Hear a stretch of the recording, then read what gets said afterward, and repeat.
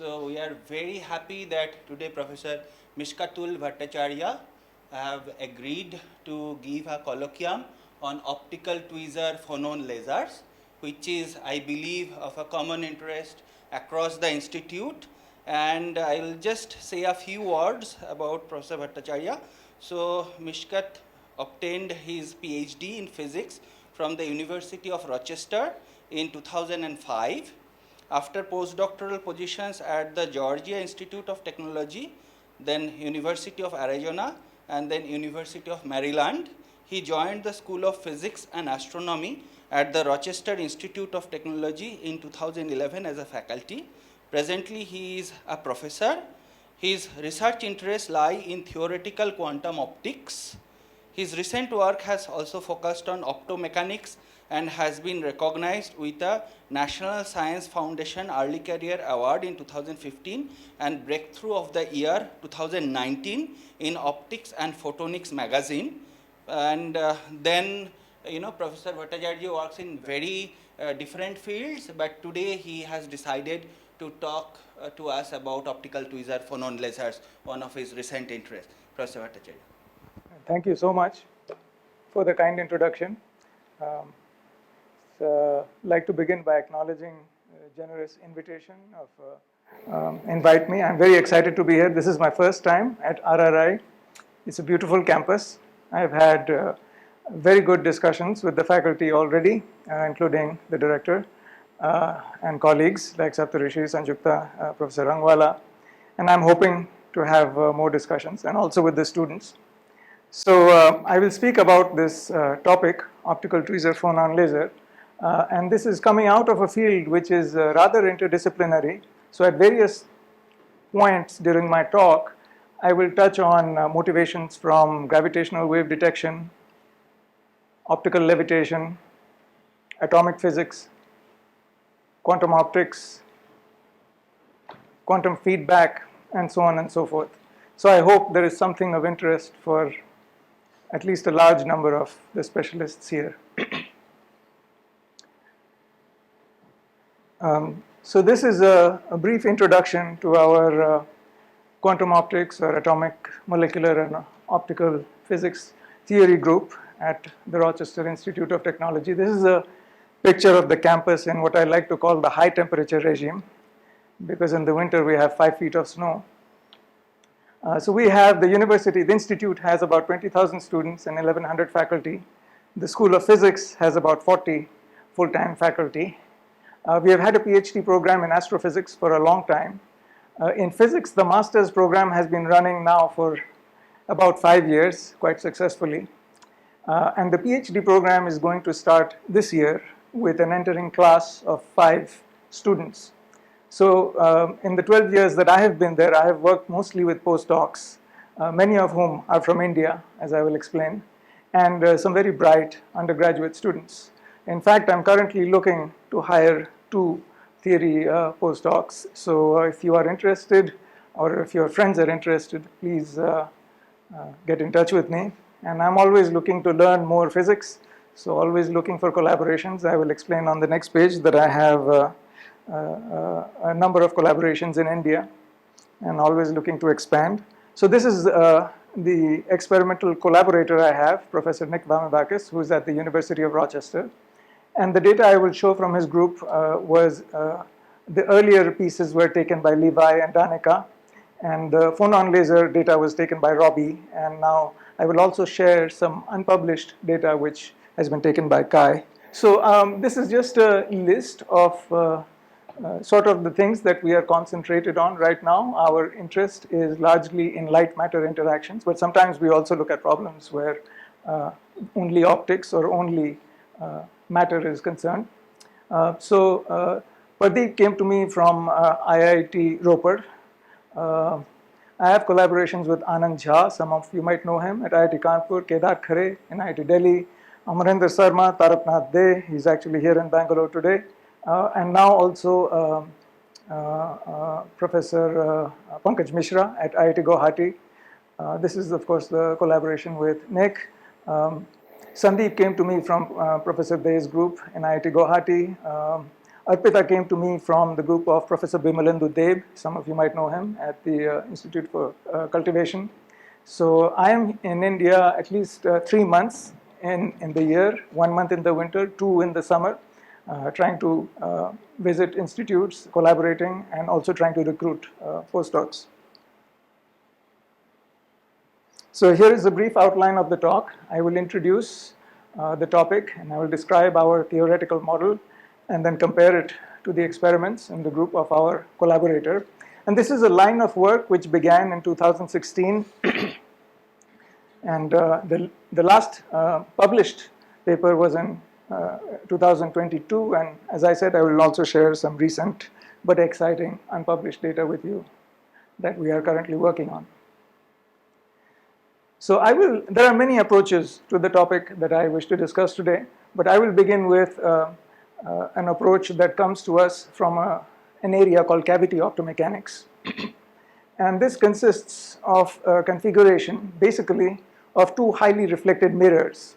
So this is a very old and trusted instrument in optics. It's named after its 2 inventors. It's often called the Fabry-Perot interferometer. And the only slight change to this configuration is that one mirror is fixed and the other is allowed to oscillate harmonically along the line joining the 2 mirrors, which is called the cavity axis, because the 2 mirrors form a cavity. So in a regular optics lab, you would find actually both these mirrors are fixed in position, and you actually don't want the mirrors to move at all. But now we will consider what happens when you allow this mechanical degree of freedom to one of the mirrors. Actually, the interaction is quite subtle and complicated, but I will give a rough idea of the kinds of interesting things that can happen. So if we send in light from a laser into this cavity, it can go in if a certain resonance condition is obeyed, which means that the length of the cavity has to be an integer number of half wavelengths. So let's imagine that we are sending light of resonant wavelength into the cavity, and when there is light inside the cavity, the photons reflect from this end mirror, and the presence of this radiation actually exerts a force on this mirror. I will describe that force in a little bit more detail in a second. But roughly speaking, the force acts from left to right, so it shifts this movable mirror, or at least its equilibrium position, further to the right, changing the length of the cavity. So now the cavity is no longer on resonance with the light. Less light couples in, there is less force, so now the mirror moves back. But now the length is closer to resonance, so more light comes in and pushes the mirror. So one way to think about this cyclic interaction is that the mechanical degree of freedom exerts a kind of passive feedback on the light, increasing and decreasing its magnitude. So if we look a little bit more closely at this interaction, if we consider a single photon with momentum k sub n, where n is the mode number, the linear momentum is reversed on reflection, which means there is a change of momentum equal to 2h bar k sub n. And this happens every time the photon comes back, which is a round trip time later. So there is some change of momentum per unit time, that's a force. So the force per photon is given by this ratio, which can be written in terms of the h bar constant times the resonance frequency of the cavity divided by the length of the cavity, and then is abbreviated further into this notation. So that's the force per photon. So if the number of photons is a dagger a, then that's the total force due to the radiation, and that couples to the displacement of this mechanical mirror. So now I am using the language of second quantization, where a is the annihilation operator, which destroys an optical photon inside the cavity, and a dagger is the creation operator. So this term in the Hamiltonian describes the optical or electromagnetic mode, and then there is kinetic and potential energy terms for the mechanical motion, and the term that I just described to you is the radiation pressure interaction between the photon number or optical intensity and the mechanical displacement. Of course, there are other pieces also, because this mirror is connected to the environment via some kind of suspension or clamping to a substrate, and photons can leak outside into the world outside from the cavity, so that that cavity is not completely closed. It's also coupled to the rest of the world. So I'll bundle all those things in here. Those effects are small and they can become important, but for now I will just ignore them. This is kind of the interaction that I would like to focus on. The most famous cavity optomechanical device in the world today probably is LIGO, or the Laser Interferometer Gravitational Wave Observatory, which was used to detect the gravitational waves predicted by Einstein's theory of general relativity. So here's the schematic of LIGO. We have a laser that's sending in light into this arrangement of mirrors. So because there is light, we have the word opto. And these mirrors face each other, so they form a cavity. This arrangement is called a Michelson interferometer, as opposed to the Fabry-Perot that I just showed you before. And light bounces back and forth, comes back out, recombines, and is seen or detected by this photodetector here. These mirrors, you will notice, are not fixed. They're all hanging. They're suspended like pendula. And so that's why we have the word mechanics here. And the idea is that when the gravitational wave passes by this device, it causes a path length difference between the two arms of the interferometer, thus modulating the intensity of the light seen by this detector. And you can see a trace of that in real time as the gravitational wave chirps past LIGO. So this is over almost half a second of measurement. And you can see this strain, as it is called, in the interferometer. And according to Einstein's theory of general relativity, this variation is due to a gravitational wave that was emitted during the inspiraling merger of two black holes many, many years ago.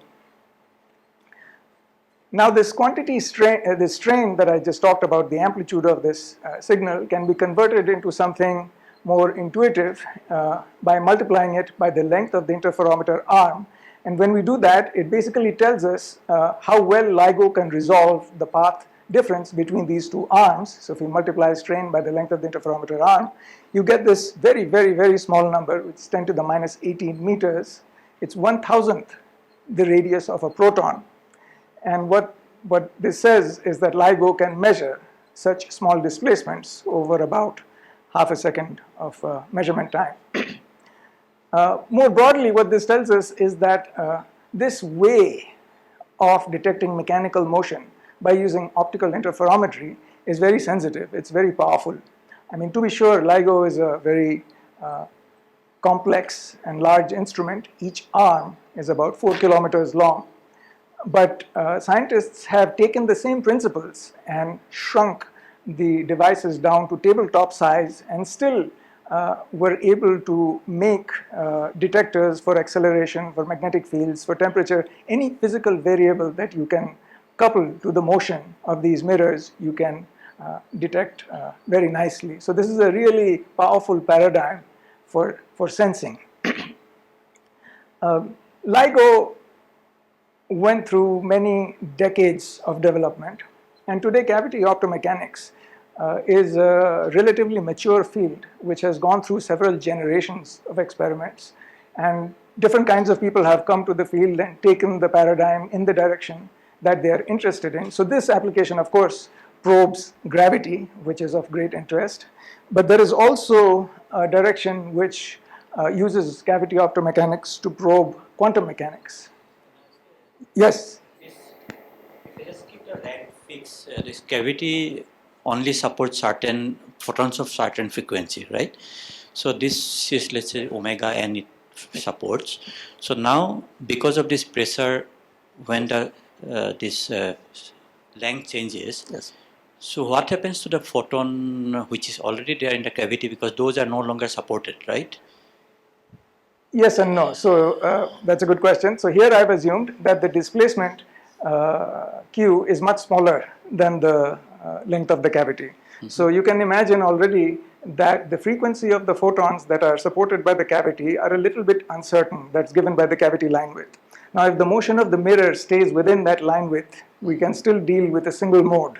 So that's what I'm assuming here. Okay. So these are not single mode to this thing, but there's a Quasi modes. Okay. Yes, exactly. That's a Thank you. very nice question. Yes. Okay. So So another question about Yes. the next slide on the LIGO. So how does the mechanical movability of the mirror help in this case? Because this would probably also work with fixed. So the gravitational wave comes and moves the mirrors. Okay. They have to move in order to see the gravitational wave and feel the force. Okay. Otherwise, the path difference will not change. Okay. We have an expert sitting here in the audience, so I'm not a. I was under the impression that even if the whole fabric of space is changing, so that whatever you have sitting the distance will change. Maybe that's a correct way of thinking.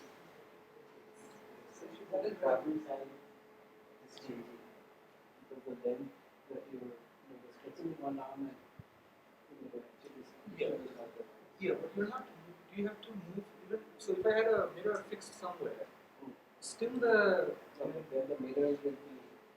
Then you are looking at actual coupling. So that thing has been also used. The power detectors were essentially things where gravitation came and squeezed the power. Wherever these mirrors are supposed to be free fall in the. Yes. These are test masses, right? Test masses. So that they're, although they're suspended, suspension is supposed to not prevent the mirror from moving. It's actually a low noise. It's basically this is how you couple the least noise of your mirror. That's basically. No, this is how you couple the least noise to the mirrors. And this one pendulum is actually three pendulums. There's a pendulum suspended onto a pendulum, suspended on a pendulum, because that's how you isolate the environment. Actually, I read in the New York Times that finally, when it was working, the test was that the building manager will bring his motorcycle and run it outside, and it still should not show up in the noise. So here is a variation on the cavity optomechanical scheme that people who are interested in testing quantum mechanics using these configurations used. So you can see these, as Professor Rangwala said, these suspensions are used to isolate from noise. Nonetheless, they are material connections to some sort of environment. So we would like to get rid of all the mechanical clamping.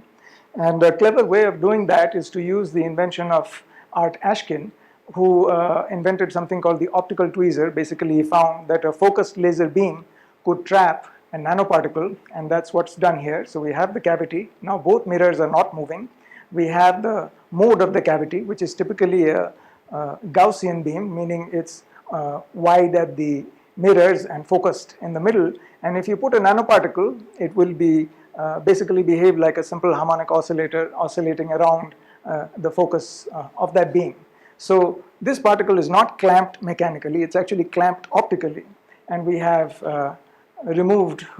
we have isolated it a little better from the environment. Now it only couples to whatever background gas is available in this configuration, and also has to deal with photon scattering.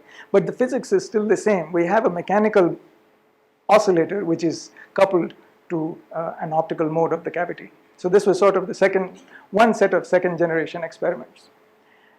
A next generation experiment then asked, what happens if you actually remove the mirrors? The presence of the mirrors, although it seems to be fundamental to this configuration, actually also introduces some limitations. So manipulation, optomechanical physics is basically only possible along the cavity axis, and then you can think about how complicated the arrangement would be if you want three-dimensional optomechanics. Then it's limiting physical access to the particle. Only those wavelengths which are resonant with the cavity get to interact with the particle, etc., etc. But one of the most important considerations is that the presence of these mirrors actually sets the form of the light-matter interaction that we can have, which I showed you earlier. So the question is, if we can remove these mirrors and the passive feedback they provide and substitute it with some kind of active feedback, can we tailor the light-matter interaction to something else that's useful and interesting? And so the first person, to my knowledge, who demonstrated this was possible was Lucas Novotny. He was still at the University of Rochester at that time. Now he's moved to ETH in Zurich. And he simply had an optical beam focused by a lens, confining a nanoparticle at the focus. This is an optical tweezer. And he had displacement detectors for looking at the motion of this particle, which is simple harmonic along all three directions. And he took that position information and fed it back to a kind of modulator, which could modulate the intensity of the trapping beam. So now we have active feedback. We can use whatever transfer function is useful and interesting to arbitrarily engineer our light matter couplings. And I'll be using this paradigm for demonstrating this optical tweezer phonon laser. So I will describe this a little bit more in detail. As you can imagine, this particle feels a force due to the light propagating from left to right, just simply due to the scattering of photons, and that's called the scattering force. However, if you choose the particle to be sufficiently small, meaning its diameter is much smaller than the optical wavelength, the so-called Rayleigh particle, then the scattering force is small. As you grow the particle in size, the transfer of momentum actually push the particle out of the trap. For a sufficiently large particle, you can't confine it at the focus. There is another, a little bit more subtle force on the particle, because the particle is neutral, but it contains equal amounts of positive and negative charge, so it's polarizable, the charges can move around, and the electric field of this trapping beam polarizes the particle and gives it a dipole moment, an induced dipole moment, and that dipole again interacts with the electric field. And so this is called, this is simply the dipole interaction, and this is called the gradient force, which basically says that the force on the particle is proportional to the gradient of the intensity, and so the force is zero exactly at the intensity maximum, and if the particle moves away slightly, then there is a non-zero force on it. So this force is conservative, so you can write the potential, and if your beam is a Gaussian and your particle displacement is not very large, then you can expand this to first order and you can see that the trap is harmonic, and its frequencies are basically determined by the intensity of the trapping beam. So I would like to emphasize that in the first part of the talk, I will only consider particle motion whose amplitude is small, in which case the x, y, and z motions all decouple from each other. We can consider them independently. Okay? And the feedback that we will supply consists of modulating this trap intensity, which changes the frequency of oscillation. So here's a look at the experiment. These are images from the lab of my collaborator, Nick Vamivakas. This is a vacuum chamber about the size of a dinner plate. You have seen this image already on my first slide. The typical trapping wavelengths, 1064 nanometers. The radii are about 50 to 100 nanometers. The material is usually silica. Some people use vaterite. If you look at the size and the density of silica, you can work out that this object has roughly about 1 billion atoms. So this is sort of a collection, a number that some people would call mesoscopic. And people are interested in looking for signatures of quantum mechanics in these kinds of, these types of atomic collections. But I will come to that later. The way the particle is loaded is by firing it from some kind of spray. And one of these detectors can look at the displacement as a function of time. So first, when you see the particle captured, its motion is rather Brownian. It's chaotic because there is a lot of other stuff that comes out of the ionizer. But once the vacuum pumps remove all that extra material, then we see nice ballistic harmonic oscillations. And with the right kind of feedback, you can reduce the amplitude of those oscillations and the energy of those oscillations. And this is a cooling process. So I will describe the feedback in a second. But I would like to mention that the motion of the particle is three-dimensional. The frequency of oscillation along the beam propagation axis is usually an order of magnitude smaller than along the transverse directions. It's about a few tens of kilohertz. if the trapping beam is circularly polarized, then there is rotational invariance about the beam propagation axis, and the x and y trapping frequencies are degenerate. But in this picture, the beam is actually polarized linearly along the x direction, so that breaks the rotational invariance, and the x and y frequencies are a little different from each other. This will be kind of important in the second half of my talk, and they are about a few hundreds of kilohertz. These particles are very well isolated from the environment. The first generation of experiments produced quality factors. A quality factor is basically the oscillation frequency divided by the damping rate. Produced quality factors about 10 to the 8. We've had a recent result from Tracy Northup's group in Innsbruck. She has gone up to 10 to the 10. So this is a very high quality oscillator. If you tap it once, it will ring for a long time. So, Just wanted to know, how is this particle loaded actually? Because I mean, do you have the tweezing laser on already, and is there some damping process in play? Because this is typically very difficult to do, right? I mean, yes, I have to plead here that I'm a theorist. yeah, I understand. Just on the off chance that you. So I would have to this. look into Okay, the. fine. My impression is that the tweezer is on actually when they fire it. And so they wait, they fire once, maybe they see nothing, and fire a few times, and then eventually they grab something. Okay. This is my impression, Okay. but I'm not sure. Yes? I was wondering what is the spot size at the focus, because you said like 50 nanometer particle.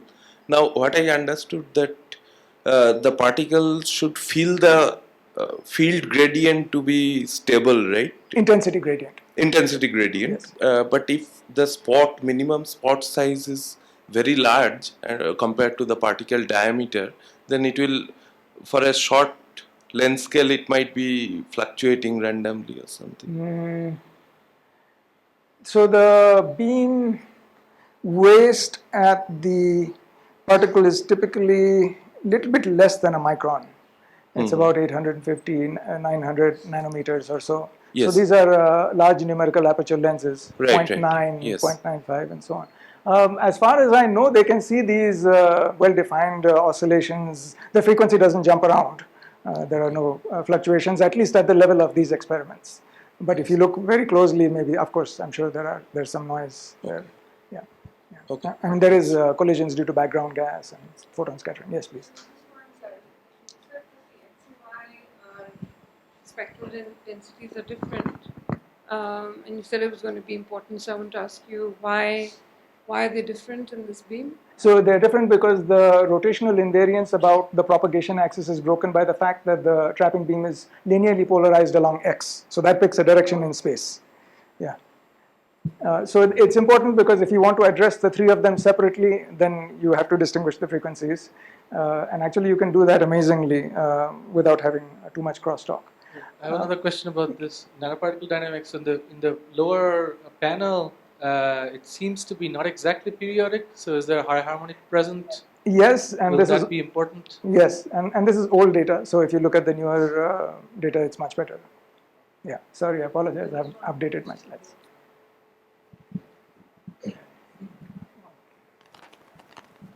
My question was regarding how have you resolved the displacements of the particle?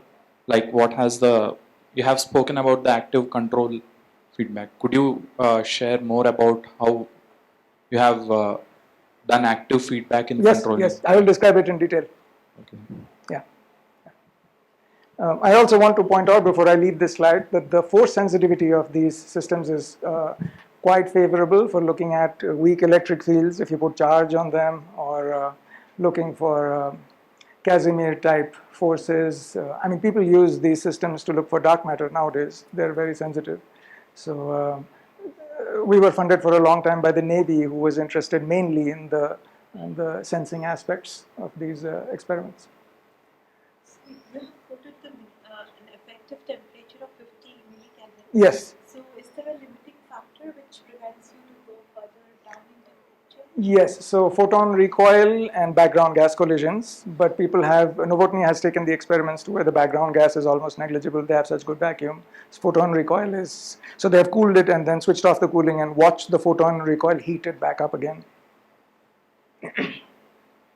So here's, somebody asked about describing the feedback. So here's everything we do with the feedback is captured in this picture. You know that if we have a child on a swing and we do not push, eventually the swing will reduce its amplitude and its energy, and that's because of air resistance and it's because of friction between the ropes of the swing and the branch.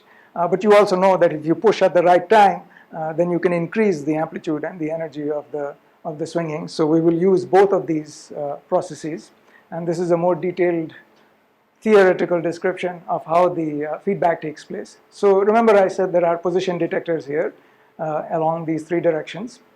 So we measure the position in both kinds of feedback.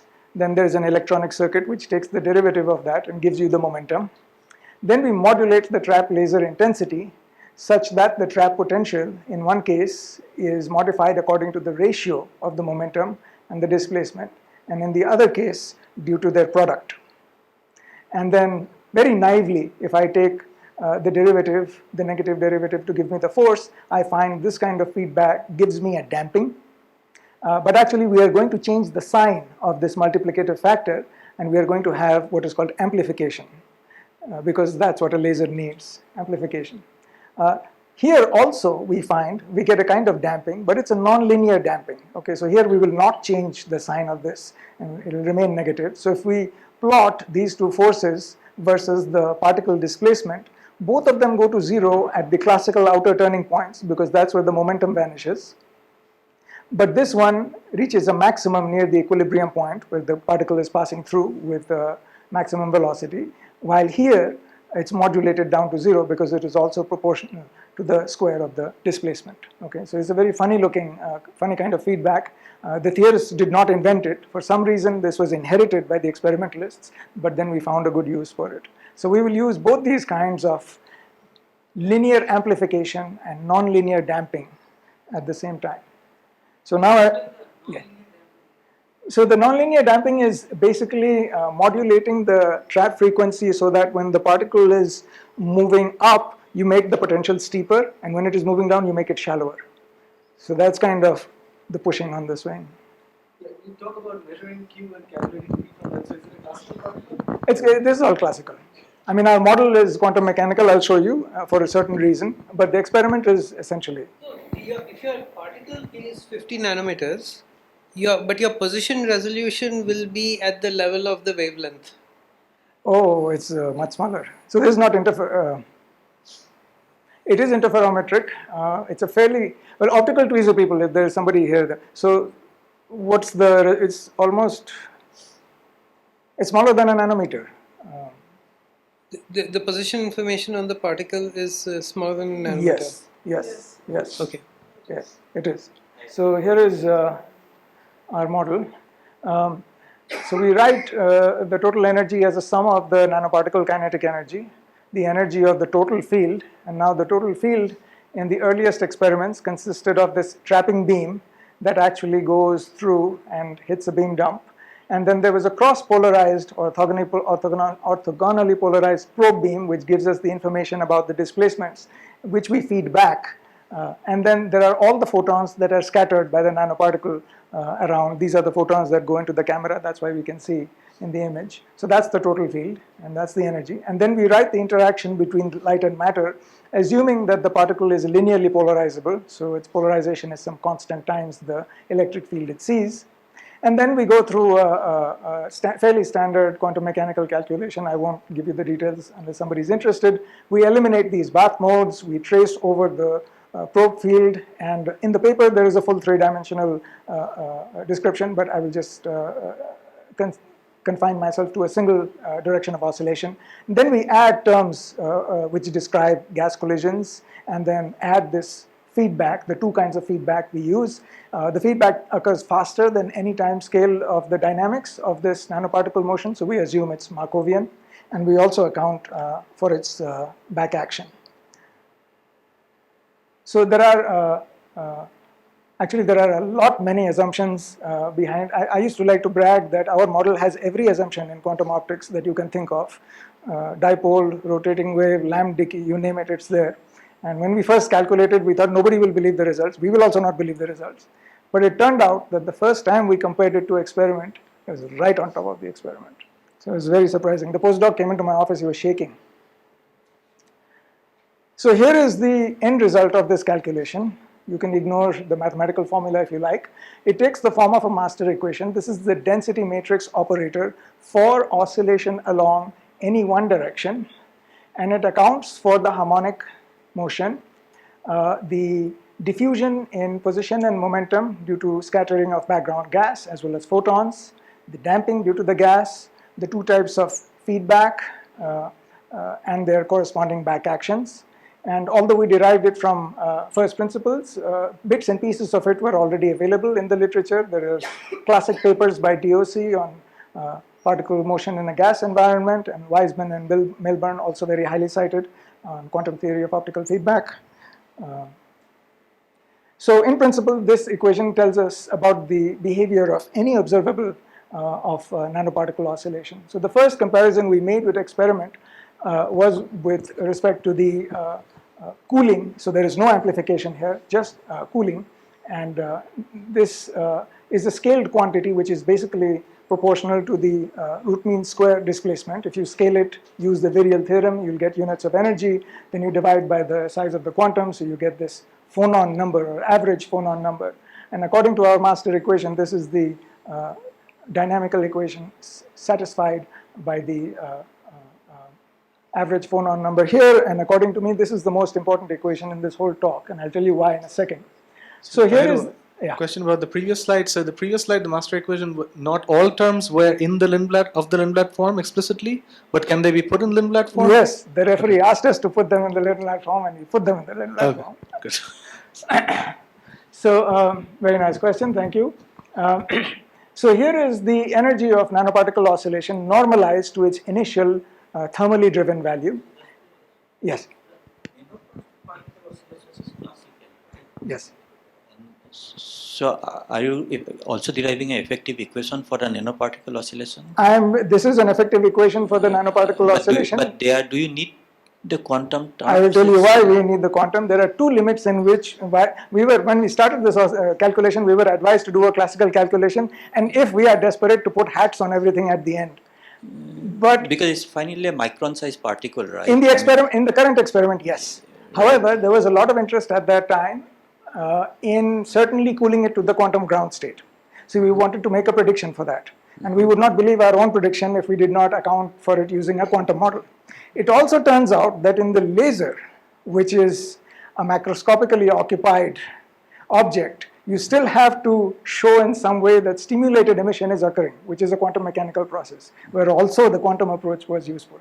So for those two reasons, we stuck with the quantum model. I would like to say that the experiment picks a region of parameter space where it validates the theory, but our theory holds for the quantum regime also. Actually, recent work there has been looking at phonon lasers in the quantum regime, so we are excited that maybe somebody will do the experiment and show the quantum aspects. So this rho is the density matrix for oscillation along one direction. Along one direction. Okay. Okay. So here is the loss of energy as the cooling starts. So this is nonlinear cooling process.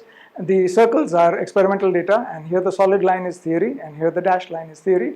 And y is one of the directions transverse to the trapping beam propagation, and z is the direction of the trapping beam propagation. So we can change our one-dimensional theory to fit any direction with the right trapping frequency.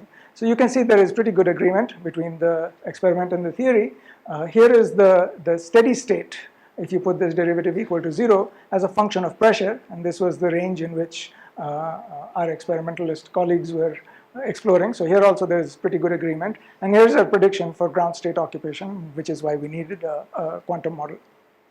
So now it turns out, if you look at this a little bit more in detail, that the decay is not exponential. That's because of this nonlinear term here. If this nonlinear term was not present, then you would have an exponential decay, because this would be a linear equation. This is actually a tangent hyperbolic decay. You can solve this equation, this differential equation, although it's nonlinear, analytically. and it has a tangent hyperbolic solution, and that is actually a big clue. If I knew laser theory well enough, I would have realized it immediately, but it took me a very long time and a lot of hard work to figure out that in standard textbooks, this is exactly of the same form as the equation obeyed by the photon number in a laser. And once we realized that, we started looking at possibilities of realizing a mechanical analog of an optical laser. So I will describe that now. So just to, yes? About the previous equation, which you said the most important equation. Yes. So what are the I, J, K terms physically mean? I will tell you. So just to remind you quickly, optical laser was invented basically in 1960. There is some work before that that's very important. There is a very nice book by Springer about Ted Mayman, and there is an appendix in that book which lists 38 Nobel citations in physics or chemistry which are directly or indirectly related to the laser. And that was before these last two prizes were awarded. So now there are 40 citations. So I claim the laser is an important object based on that information.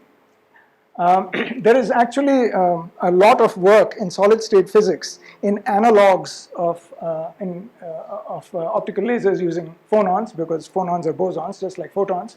I will not talk about them. I apologize to anybody in the audience, because I don't know solid-state physics very well. And I am concerned mainly with realizations in cavity optomechanics. So there is already a substantial body of work in that regard. In 2012, some theorists were already thinking of how to frame the dynamical equations for this Fabry-Perot with a moving mirror in terms of some kind of rate equation relation to lasers. And then my collaborator John Laval did a beautiful experiment at NIST Gaithersburg. He has this Fabry-Perot cavity. This mirror is fixed. Here we have a highly reflected grating which can flop and which has many hundreds of mechanical modes. And when he drives this cavity, he sees in the mechanical displacement a behavior which is completely analogous to that of the electric field near the threshold of a laser. So this is the threshold. Below the threshold, the mechanical motion is mainly Brownian. Above threshold, there is an exponential rise followed by saturation of coherent oscillations. In fact, he goes on to see other laser-like phenomena where you have two modes, the blue and the red, and eventually the red steals all the gain and the blue dies away. There's this beautiful PRL where he shows there are a lot of similarities with what are called homogeneously broadened lasers that were investigated by Willis Lamb in the 60s. There is more work in other systems. So this is from Ted Hench's group in 2009. They have a trapped ion, and here the amplification and the cooling are provided by Doppler forces, appropriately detuned to the ion's internal structure.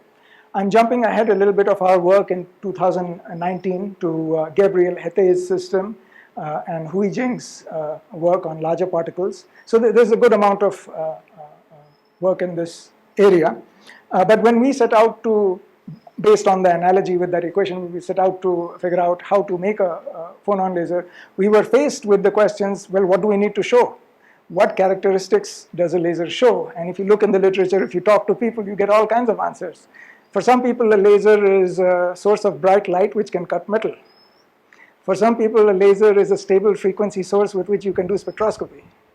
For some people, a laser is something that produces a beam which you can put information on.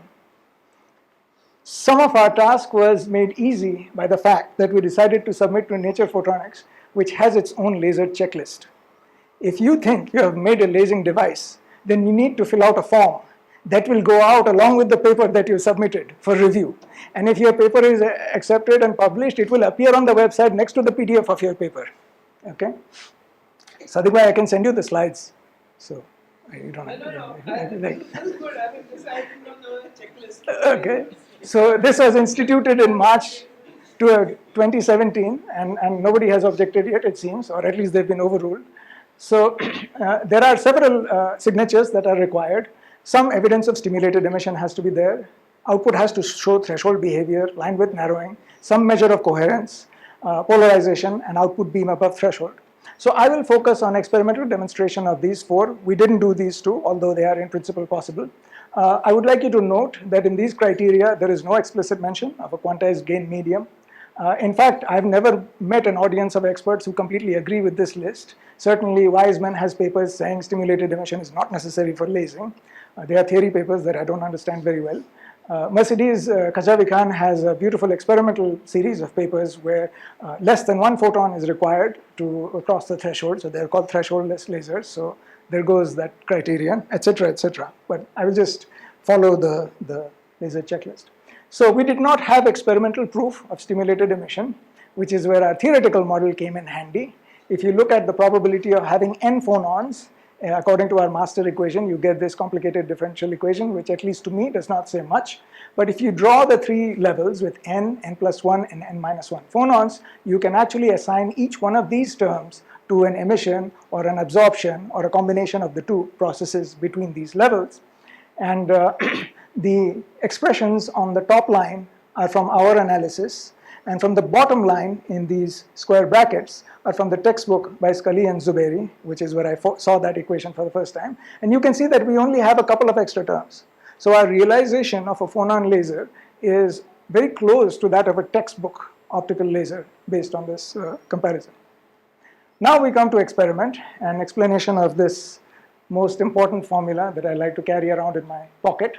So in standard laser theory, this term corresponds to the nonlinearity because it goes as squared, and this is provided by the nonlinear feedback pooling.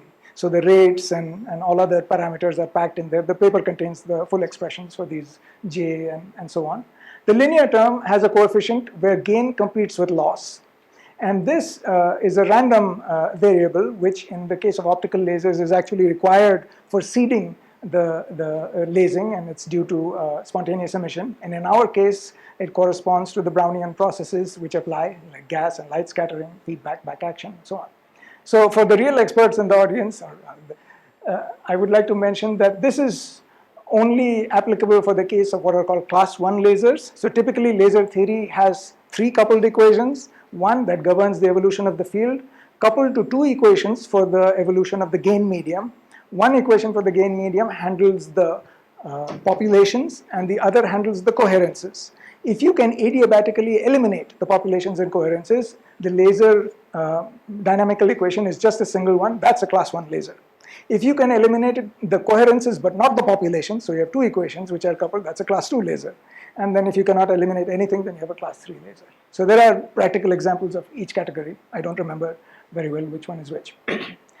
So here we have data and theory showing threshold behavior. So this is the output in terms of mechanical amplitude, and this is the gain. And the 3 curves correspond to 3 different values of nonlinearity. So you can see reasonably well a kind of knee. It's not infinitely sharp. It's rounded off by the noise, but it's there. Here is the tangent hyperbolic for the lasing. I've already shown you for the cooling. So again, we are seeing theory and experiment together for 2 different values of nonlinearity. So the amplification leads to exponential rise, and the nonlinearity causes saturation. Okay. Here is the line width narrowing across the lasing transition.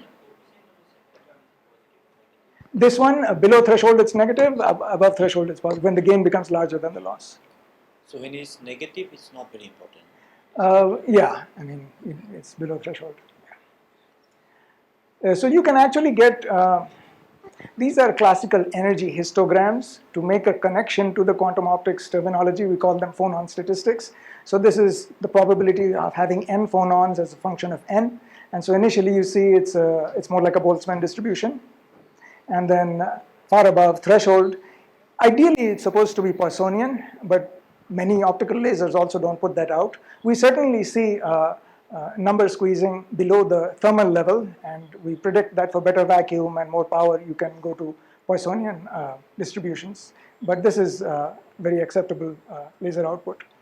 Most people like to characterize lasers in terms of a coherence measurement. So this is the so-called G2 of 0, which is a 4-field or energy measurement in our case. And for a thermal source like the sun or a bulb, G2 is 2. And for a laser, it's 1. And you see for 2 different values of the nonlinearity, the variation from 2 to 1 in our system. This is a picture in phase space, basically the P function. I won't say too much about that. So that was sort of the first substantial step in this direction. And then we found we had, because we have the full photon statistics, we can look at higher order correlation. So this is again theory and experiment. This is a follow-up work that appeared in Optics Express. We can look at unequal time correlation functions and higher order G2, G3. I won't spend too much time on that. We look at how well analytic theory can model our system, which is this typical Ginzburg-Landau theory of phase transitions. Doesn't work so well below threshold, works quite nicely above threshold. Maybe somebody has. So I would like to end by now looking at going beyond a single mode of lasing phononic degree of freedom. And so we are going to look at coupled modes in this nanoparticle, and this is where the X and Y become important. So there are many ways of coupling these two motions, but one way is to take this linear polarization of the trap beam along X and just change it, rotate it by a few degrees back and forth, which rotates the potential that the nanoparticle sees. So that mixes X and Y. And again, Lucas Novotny was the first person to show if you modulate this polarization at a frequency which is the difference between the X and the Y harmonic frequencies, then you can transfer energy back and forth, and you can do coherent transfer of energy using this protocol. So we use the same idea, but now with lasing mode. So this is some theory we published independently of experiment last year. And here we have no coupling between X and Y. The X mode is just a damped oscillator driven thermally. So we can just see a phonon number decay. This is not coherent. This is at 2. The Y mode is run as a phonon laser. So this is the tangent hyperbolic turn on, and coherence is 1. If we turn on the coupling, then the two follow each other, and we can see transfer of coherent phononic excitation. So just a few weeks before I came to India, the experimentalists started producing some beautiful data which verified some of our predictions. So this is a description in terms of early unpublished fits between, or agreement between our theory and their experiment. So here we're looking at the nanoparticle along the direction of the trapping beam. So X and Y are the two transverse directions. So right now this is just thermally driven, nothing is lasing. Now you turn on the X laser, so it achieves this large coherent amplitude. Then you turn on the coupling, and that couples to the Y. So now you have lasing transfer from one direction to the other. So this is now the blue and the red are phonon number oscillations as the energy goes back and forth between the two modes. This is theory and experiment for the phonon number distribution. This is the distribution in phase space. This is G2 going from roughly 2 to 1. This is a piece we are still trying to understand theoretically. This is G2 as a function of the coupling strength between the two modes. You see that the coupling strength has to reach some critical value before the coherence is transferred from one mode to the other. So we're trying to understand that now. I thought if you couple harmonic oscillators in X and Y, I mean, essentially you should get a circular pattern. Some right? kind of Lissajous figure. Yeah, but Yes. here this seems to be a very unique square block kind of a thing. That's kind of... So the coupling is small, and this is essentially, you can get this kind of figure also with the appropriate superposition of, yeah. So one has to look at the frequency content. Probably it's not just two frequencies. The coupling also introduces something. Okay, so I think that's basically where I will end in case there are more questions. But there are many ways to understand, I think, what we're doing, but I like to look at things along the mass axis. So Hensch's group and Vahala and so on, others in Munich, they're looking at these phonon lasers that are made out of single ions, which are very well understood and controlled entities. You can actually perform quantum operations on them and so on. And at the other end are these floppy gratings, which my collaborator John Lawal uses at NEXT, which are basically almost macroscopic. And so there are 16 orders of magnitude mass difference between the two, and our work sort of sits in the middle of that mass range and provides a source of coherent oscillations or excitations in the mesoscopic regime. So hopefully that will be of use to some experiments and sensing applications as we go along. Thank you for your attention.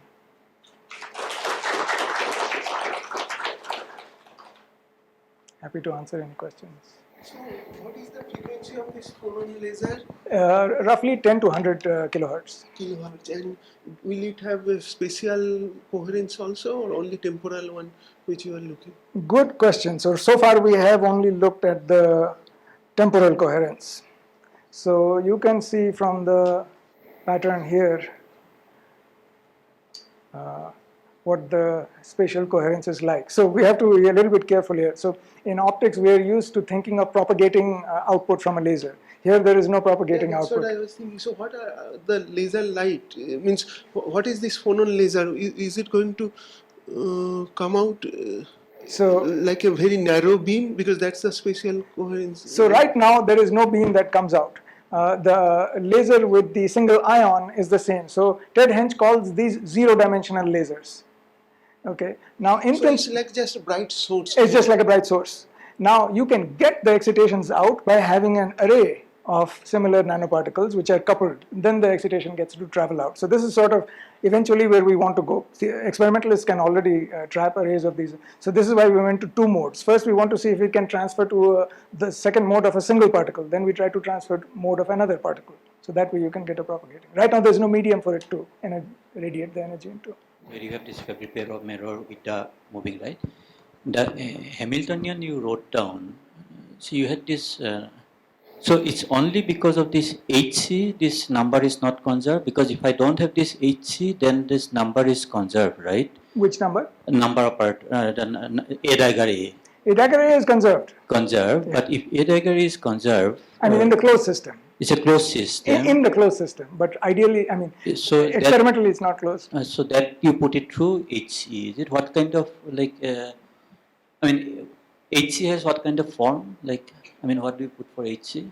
No, the last term. This? Yeah. Oh, so this one is, even it's fine. Even the third term is fine, because even if you have, I can still write down in terms of a number operator and cube, right? Yes. So this causes photons to leak out of the cavity. Okay. So this couples to the reservoir. So is there a model for that? Yeah. So you can use caldera legate or some kind of that. So it contains both the electromagnetic vacuum to which modes inside couple, and also the mechanical bath around the system which couples to the mirror. So that follows detail balance kind of thing? Yes. And I guess in your Lindbergh equation, those are only rates, right? Yes. You do not really model by caldera legate. Yes, but well, I have to go back and check what these guys did, because they probably started from a caldera legate type and came to the form that we used. Okay. So but here, like, those are phenomenological number, gamma G, gamma F, all those. These are set by the experiment. Yeah, so that's when we are modeling them. So the rate is something you can directly control. So many of them are expressible in terms of more fundamental parameters. Yeah, I understand, but I'm saying that if you start with this one, you are not microscopically modeling them. Well, this is the end product of the calculation. But you put gamma G by hand, you said, right, from experiment. So you are saying you start with full microscopic Hamiltonian with reservoirs and everything. All of them. Yeah. I mean, in the end, you have to make some assumptions about the environment and so on and so forth. Yes. So they're not. No, then you will have expression for all of them in terms of your original Hamiltonian. You'll get some integrals and so on. Yeah. Those are there. Yeah. We're not taking any phenomenological input into this. We are starting from a fully microscopic model with some reasonable assumptions. So you said the bath is a collection of oscillators. Is it really true? Have some A dagger coupled to something and A coupled to something. Yeah. Not A dagger A. That's right. It's like a beam splitter. Yeah. Yeah. So I mean, related to that is you just said you said something about QED. The question is there a field theoretic? I mean, when you have, are you also doing modeling with vacuum and particle production? Are those kinds of things part of your modeling, or this is purely quantum mechanical? This is purely quantum mechanical. So there is no. Okay, so you're not actually coupling to the vacuum or anything. There's no particle production. Because those are the kinds of things that one worries about, I guess, in the LIGO. That's the kind of. I mean, those are QED effects are also potentially of. Yeah. We're not at those energy scales. No. You're right. That's right. So in the most important equation n dot, you have basically a competition of linear pump and nonlinear damping. Is there a way to understand where those terms are physically coming from? So you have some feedback which is giving those terms. So Can I change the feedback to get n cubed or into some other power? yes, you can. And that's a very interesting question, and I wish I had a student who could pursue that. So one thing I would like to point out is that it's not simply a competition between linear gain and nonlinear cooling, because the cooling effect also shows up here in the linear term. So it has both nonlinear and linear contributions. So that's the first thing. And this is, like I said, entirely determined by the form of the parametric feedback we use. So if you choose to do sine inverse Q feedback, then you would have something else. So is it then possible to get sub-Poissonian distribution which is very peaked? Very interesting question. Needs to be explored. So is the equation on the bottom left, is it an approximation because you've written like tilde? This one? Yeah. Yes. What is the approximation? There are several approximations. So first of all, we are neglecting field theoretic effects at high energies. We are neglecting scattering into other electromagnetic modes of the cavity, just considering a single electromagnetic mode. In writing this term, we are taking only the first order linear correction to the frequency from the motion of the mirror. Actually, you can, and experimentally people have realized, quadratic or quartic q square or q to the 4 corrections. In principle, all of them are, it comes from an expression that has a q in the denominator. So if you Taylor expand, you'll get corrections to all orders.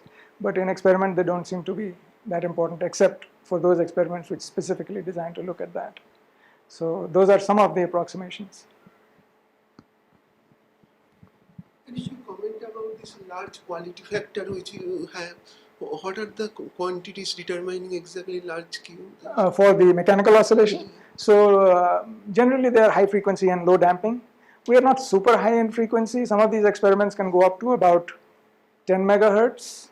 And then the damping is governed by the background gas. No, so you have like a Q 10 to the 9, right? 10 to the 10 in another set of experiments, not in our experiment. And for the lasing one, do you need the similar Q or not so much? In the lasing case, we do not need a super high Q. We need enough to distinguish ballistic harmonic oscillation, so there is a well-defined frequency for the laser. And then later we are pumping energy by doing this amplification. So anyway, we are reducing the line width, which increases the Q. So he has even more than that, right? Yeah, but this is a small nanoparticle. It's a big, that's remarkable actually, 10 to the 8. It's very easy to lose energy from that. So just this one question. So when you say coherence, typically when you think of lasers, you think of also path coherence. But here this is just over time, is it? It's temporal coherence. Temporal. Yes. So like experimenters, when they spray this, how do you ensure that there's only one nanoparticle, not more than that? I need to find out the answer, because every talk I go to, people ask me the same question. No, so the question is, if you had few of them, would you be able to resolve them? And wouldn't that dynamics itself give you coupling between what you're looking for, multi-particle kind of lasing kind of a thing? So that's a very interesting question. You can ask. That's a very interesting question. So I know for a fact, for example, that you can look at the spectral density of the noise, and suppose you have two particles and they're stuck to each other, so they're like a dumbbell. Now you have rotational degrees of freedom. Those frequencies will show up. And so if the particle is aspheric, or if it's a multi-particle assembly, then you can actually see signatures in it. Exactly, those modes of vibrations. Exactly. So thank you, Mishkat. Thank you so much for your attention. For this fascinating talk and lots of interest. So we have tea outside, and before starting the tea, I would request Professor Tarun Sharadeep to present you a little. Thank you very much.